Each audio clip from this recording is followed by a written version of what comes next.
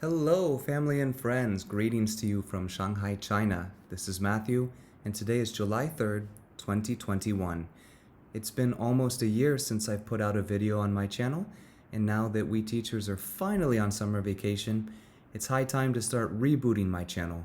I would very much like, time permitting, to sporadically release videos about everyday life in China, some footage from around the city here. Shanghai is a beautiful city, and also about Chinese language, culture, and perhaps holidays and festivals. But the quick update here is we're finally on summer vacation. Most of the foreign teachers here in Shanghai will have about 2 months of vacation. I'll have 5 or 6 weeks of vacation because I get to go back to school early and help teach summer school, which will help prepare our incoming high schoolers for the rigors of our curriculum. All right, so let me introduce the topic of today's video. Although I never published this, I did make 3 New Year's resolutions this year. And I should have shared them a while ago because I like to have encouragement. I like my friends to hold me accountable. And so my 3 resolutions were run 3 times a week, and I'm really happy. I've been keeping that. I'm almost at 400 kilometers for this year. The second resolution, become an active Latin speaker. In January and February, I was studying Latin really hard, but it kind of gave way to me getting back into modern Greek and a little bit of Cantonese. So I have not been meeting that resolution. But the third resolution is the topic of today's video. I had resolved to read 1 book a week. So for this year, 52 books. Right now, I am 1 book ahead of schedule, and I really wanted to introduce my summer reading list. I think this is a lot of fun to share books that we're excited about, to share reviews, and so that's what I'm going to be doing in this video.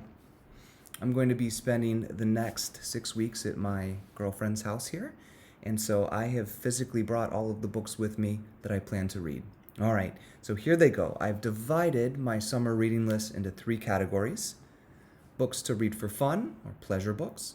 Books to read for school, because it's either our students are reading them, or it's research for some literary era or genre that we're going to be studying.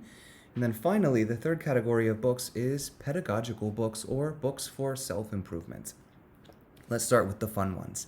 This is my pleasure reading list. All right, first we have Isaac Asimov, Foundation and Empire. This is book 2 in the Foundation series.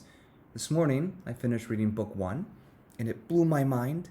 5 stars, 2 thumbs up, and especially since this September, the TV series is coming out, so I wanted to make sure that I knew what this is about, and I'm going to keep reading because it is hard to put down. All right, after Asimov, we have Vonnegut, Kurt Vonnegut, Slaughterhouse-Five. I'm very excited to read a novel by him because we start our 10th grade curriculum with a short story from him, Harrison Bergeron. So, Slaughterhouse-Five. Then, Bradbury. Oh, how can you not love Ray Bradbury? I'm going to reread Fahrenheit 451. I've read this once, but I read it in Ukrainian. It was a gift from my friend from Ivano-Frankivsk, so I'll be reading it in English for the first time. Also by Bradbury, because I have a big soft spot for this guy. He's just like the friendly old grandfather. I love Ray Bradbury. The Martian Chronicles. You guys can see I love science fiction, and there's a lot of science fiction on this list. Rereading Timothy Zahn, for me, the most influential and most important author in the Star Wars expanded universe, which Disney rebranded Legends. The original Thrawn trilogy, Book 1, Heir to the Empire. Haven't read this since high school, and I'm just dying to reread it. One of the best Star Wars novels ever. This novel, this trilogy, was responsible for really launching and popularizing the expanded universe. All right, next, this was a recommendation not only from my best friend in Punxsutawney, Rachel, but also from my other best friend in Taiwan, Eric. They've both read this.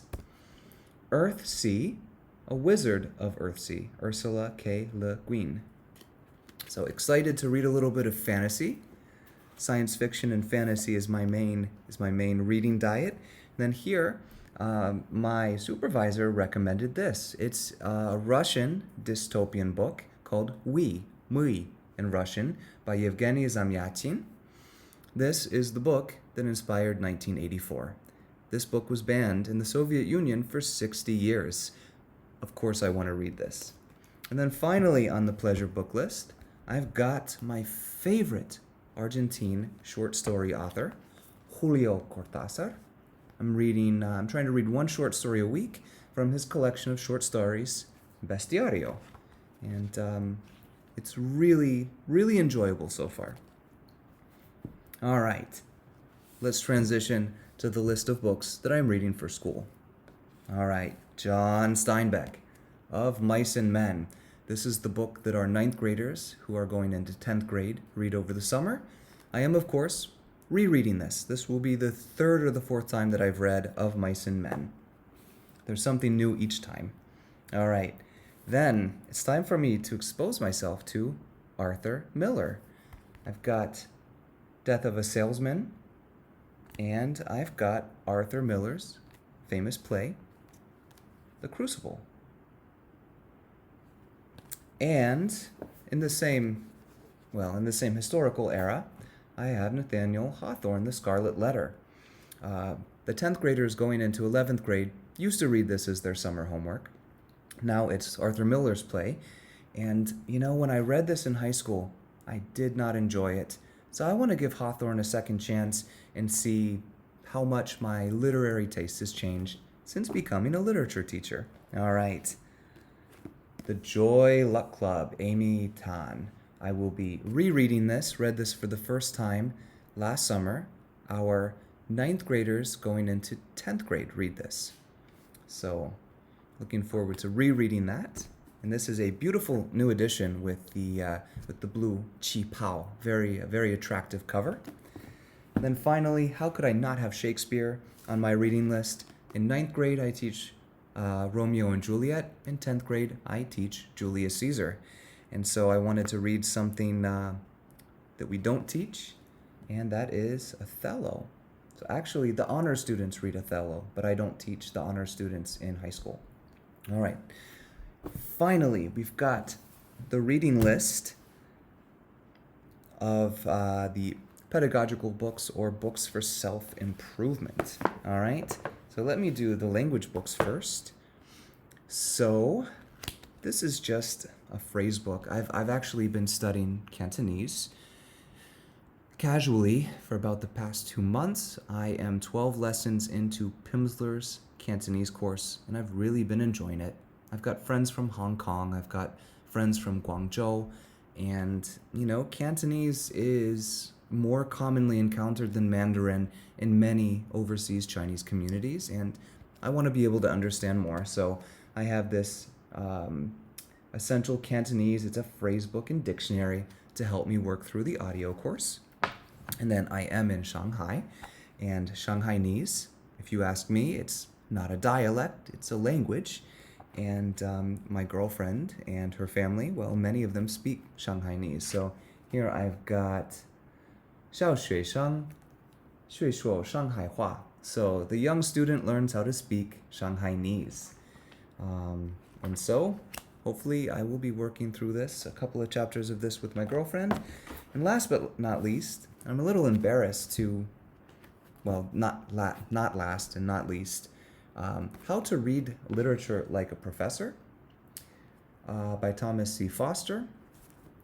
I don't know what to expect from this, but maybe I can fill in some gaps in my knowledge. We'll see. And then there are 2 books that I don't have physical copies of, but I will be reading a book called Communicative Approaches to Ancient Languages, mainly for teaching Latin and Ancient Greek, edited by Mare E. Lloyd and Stephen Hunt. That is just a gold mine for a guy like me. And also, I'll be reading Biblical Literacy by Timothy Beale, because the Bible is so important. So many allusions in the Western literary canon from the Bible. And so I want to understand that better, understand those connections better. Well, That is my summer reading list.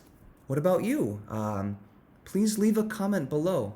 Have you read any of these books that I held up?